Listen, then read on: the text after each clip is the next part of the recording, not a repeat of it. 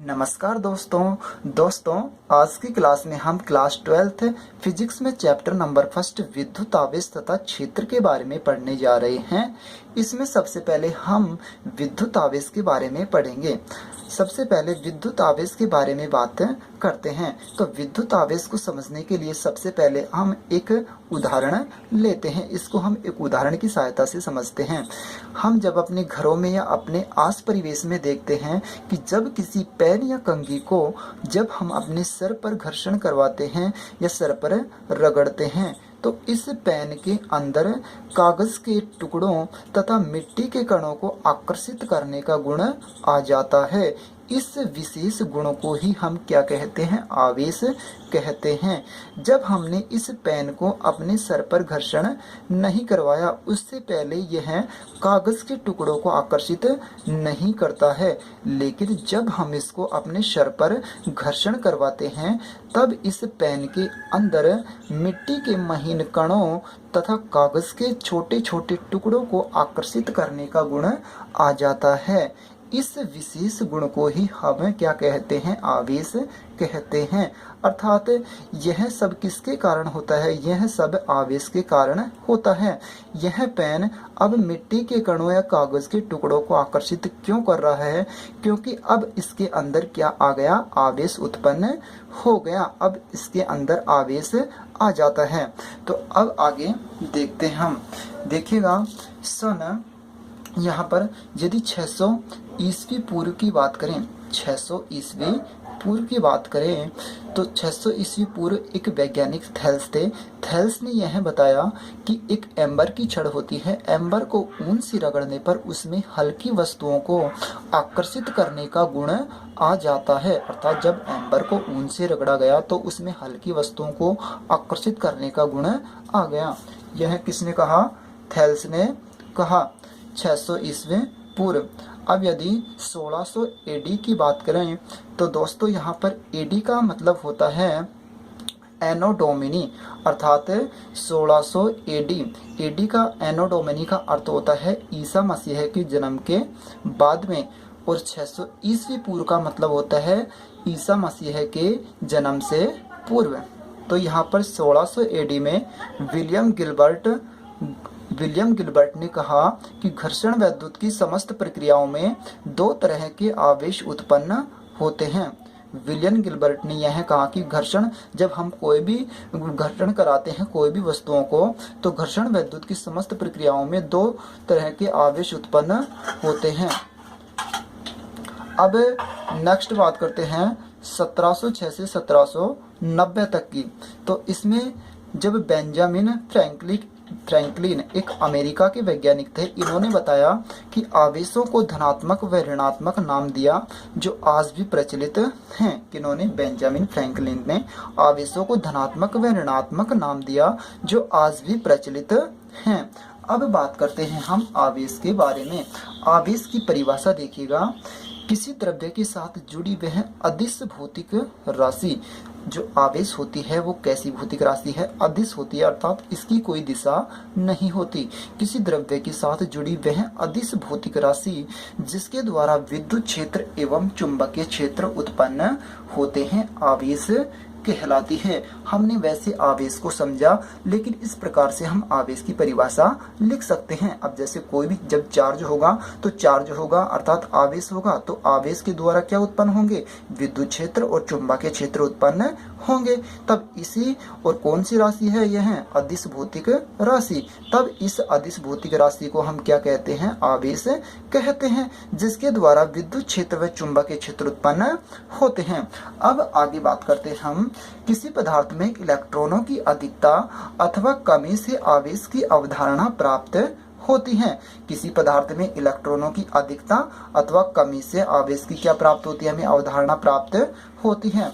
अब नेक्स्ट बात करें, धनावेशित वस्तु में इलेक्ट्रॉनों की कमी होती है तथा ऋणावेशित वस्तुओं में इलेक्ट्रॉनों की अधिकता होती है। इसको हम इस चित्र के द्वारा समझते हैं। तो देखिएगा, यदि हमारे पास कोई धनावेशित वस्तु में है तो उसमें इलेक्ट्रॉनों की क्या होगी, कमी होगी, तथा ऋणावेशित वस्तुओं में इलेक्ट्रॉनों की अधिकता होगी। इसको देखिएगा चित्र के द्वारा किस प्रकार से समझ सकते हैं। ये हमारा एक डायग्राम है। यहाँ पर हम देख रहे हैं कि जो इलेक्ट्रॉनों की संख्या है वो प्रोटॉनों की संख्या से कम है, अर्थात यहाँ पर हमें प्रोटॉनों की संख्या अधिक दिखाई दे रही है। तब जिस वस्तु में प्रोटॉनों की संख्या यदि अधिक होगी तो वह वस्तु कौन सी होगी, धनावेशित होगी।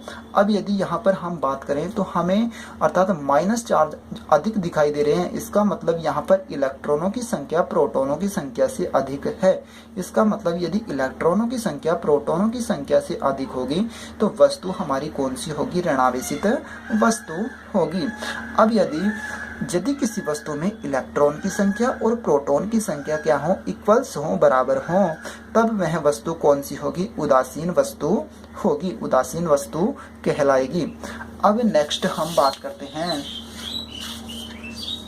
अब यदि हम देखते हैं आवेश की मात्रक व विमा, unit and dimensional of charge. अब यहाँ पर MKS या SI पद्धति में जो आवेश का मात्रक होगा वो होता है कूलॉम, जिसका प्रतीक होता है C। इसे हम C से डिनोट करते हैं। MKS का अर्थ होता है मीटर, किलोग्राम, सेकंड, या SI अर्थात अंतरराष्ट्रीय पद्धति में इसका मात्रक होता है कूलॉम। CGS ग्राम, सेंटीमीटर, ग्राम, सेकंड पद्धति में इसका मात्रक होता है स्टेट कूलाम, अर्थात इसे हम बोलते हैं ESU, इलेक्ट्रोस्टैटिक्स यूनिट। विद्युत चुंबकीय मात्रक जो होता है आवेश का वो होता है एब कूलाम।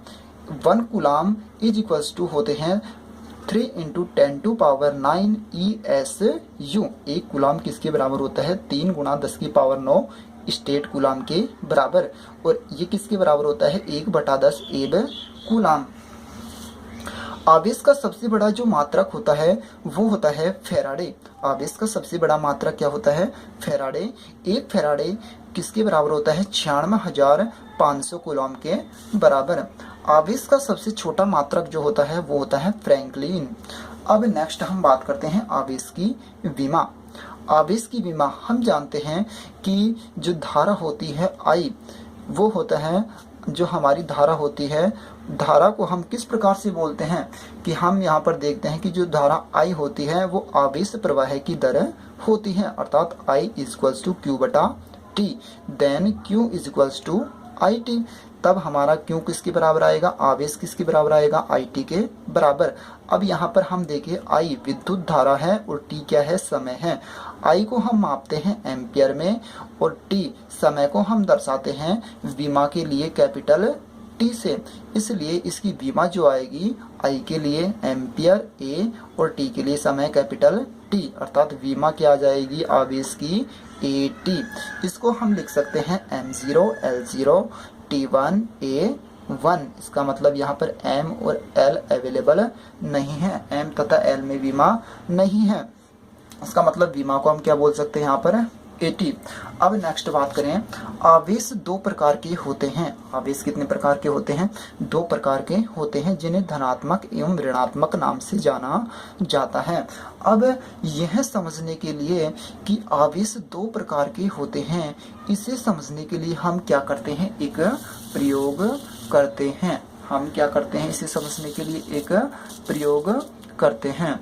तो देखिएगा, ये देखेंगे हम इस प्रयोग में ये देखेंगे कि आवेश 2 ही प्रकार के होते हैं, जो कौन कौन से होते हैं, धनात्मक एवं ऋणात्मक। यहाँ पर देखते हैं कि ये एक रस्सी है और ये एक आधार है। इस आधार से और यहाँ पर एक रस्सी है, इस रस्सी से हम लटका देते हैं क्या, कांच की छड़ को। इस रस्सी से कांच की छड़ को लटका देते हैं। तब हम क्या करते हैं कि जब एक दूसरी कांच की छड़ को इसके एक सिरे के पास ले जाया जाता है, इस दूसरी कांच की छड़ के इस सिरे को इस जो लटकी हुई कांच की छड़ है इस सिरे के पास ले जाते हैं, तब यहाँ पर क्या होता है, ये जो लटकी हुई छड़ है ये इस तरफ घूम जाती है, अर्थात प्रतिकर्षित हो जाती है, ये दूर चली जाती है। इससे हम ये देखते हैं। अब यदि इस डायग्राम में बात करें तो यहाँ पर हम ले रखे हैं एबोनाइट की छड़, यहाँ पर हमने लटका रखी है एबोनाइट की छड़। अब इस एबोनाइट की छड़ के इस सिरे के पास दूसरी एबोनाइट की छड़ का ये सिरा जब इसके पास ले जाते हैं, तब ये जो एबोनाइट की छड़ है इसमें भी क्या होता है, प्रतिकर्षित होती है, अर्थात यहाँ पर भी क्या होता है, प्रतिकर्षण होता है। जब हम देखते हैं कांच की छड़ के पास जब हम एबोनाइट की छड़ ले जाते हैं तो यहाँ पर कांच की छड़ एबोनाइट की छड़ से क्या हो जाती हैं, आकर्षित हो जाती हैं। अर्थात इस प्रयोग से यह सिद्ध होता है कि कांच की छड़ पर उपस्थित आवेश एबोनाइट की छड़ पर उपस्थित आवेश से भिन्न है। क्यों भिन्न है, यहाँ पर हमने इस डायग्राम से देख सकते हैं। अतः कांच को रेशम से रगड़ने पर उस पर उत्पन्न आवेश को धनात्मक माना जाता है तथा एबोनाइट की छड़ पर उपस्थित आवेश को ऋणात्मक माना जाता है। यह भी निष्कर्ष निकलता है कि समान आवेश परस्पर प्रतिकर्षित तथा विपरीत आवेश आकर्षित होते हैं। यहाँ पर हमने देखा कि क्योंकि कांच की छड़ पर यहाँ पर जब रेशम के कपड़े से कांच की छड़ को रगड़ा गया तो उसमें कौन सा आवेश उत्पन्न हो गया, प्लस आवेश उत्पन्न हो गया, धनात्मक आवेश उत्पन्न हो गया। इसी प्रकार एबोनाइट की छड़ में कौन सा आवेश उत्पन्न हुआ, ऋणात्मक आवेश उत्पन्न हो गया। इसका मतलब है हम कह सकते हैं कि जो आवेश होते हैं वो कितने प्रकार के होते हैं, 2 प्रकार के होते हैं। आवेश कितने प्रकार के होंगे, 2 प्रकार के होंगे। तो आप सभी दोस्तों को धन्यवाद। नेक्स्ट क्लास हम अगले वीडियो में देखते हैं। Thank you.